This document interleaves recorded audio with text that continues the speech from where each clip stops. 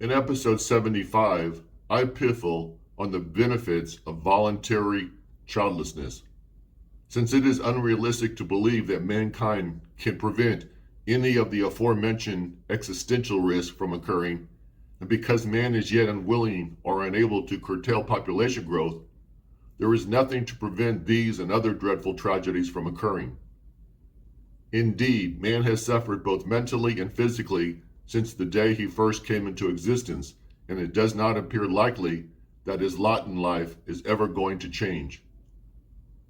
Voluntary childlessness is the only humane choice a caring and compassionate individual can make. Any person who is physically able to conceive children and chooses not to is practicing voluntary childlessness. Most people practice voluntary childlessness only temporarily at different periods in their lives when they are not wanting, for whatever the reason, to have children. For those individuals who do not wish to risk a pregnancy, there are many methods available to prevent it from occurring. Contraception is readily available. Condoms are cheap and reliable, and birth control medications are easy to acquire. There are also other more permanent techniques to prevent pregnancy, such as sterilization and vasectomy. Lifelong voluntary childlessness is not an easy choice to make on any level, including psychologically. From a humanistic standpoint, many members of society will question this choice as being unnatural. Most religious institutions and many countries advocate parenthood as a means for increasing the populace. There is often power in numbers, and doing your part in helping to attain or maintain the majority is considered an obligation. As a result, those individuals who intentionally remain unmarried or childless are often viewed unfavorably as not willing to do their civic duty. They are labeled as selfish, individualistic, and derelict in their social responsibilities. However, with the advent of environmentalism and concerns for the Earth's stewardship, those choosing not to have children are becoming more accepted and recognized as helping to reduce man's impact on world population.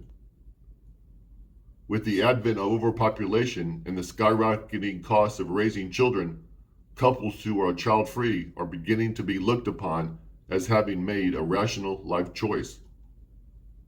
In recent times, child-free couples have become the focus of much research. Studies have shown that they are more educated and likelier to be employed in white-collar jobs. They are also more likely to earn higher than average incomes, live in larger cities, and not be strict followers of any of the major religions. Child-free couples often adopt non-traditional values and view themselves as less conventional and more independent. Among those women who choose not to have children, education is a predominant indicator. The more advanced college degree she acquires, the less likely she is to bear children, and if she does, the fewer children she is likely to have. When it comes to having children, there are several factors which correlate to the probability that a person or couple is likely to remain childless. While for obvious reasons, younger people are more likely to be childless, if they remain that way as they get older, the probability increases that they will stay child-free throughout their lifetimes. Race and ethnicity also play a part. There is a higher probability that a larger percentage of whites will remain child-free, followed by blacks, Asians, and Hispanics. Marital status is also one predictor of childlessness. Single people have a significantly higher probability of remaining child-free throughout their lifetimes than do couples, who are often more concerned about the stability of their marriages. Socioeconomic conditions also correlate to childlessness in that higher earners are less likely to have children. This is especially true of women who have obtained leadership positions in the workplace, along with higher levels of compensation. And then there are studies which show that education is a strong indicator of childlessness. Those without a high school diploma are far more likely to have children than those with graduate and professional degrees, especially among women.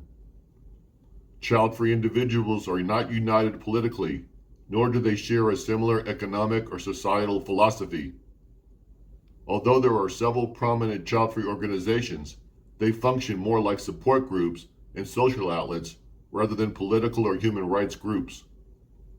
Perhaps the only common thread among them is that they advocate against pronatalism, which serves to promote and glorify childbirth. Research shows that child-free organizations are diverse in terms of their political views, and there is no unifying objective which binds them together. Thank you for listening.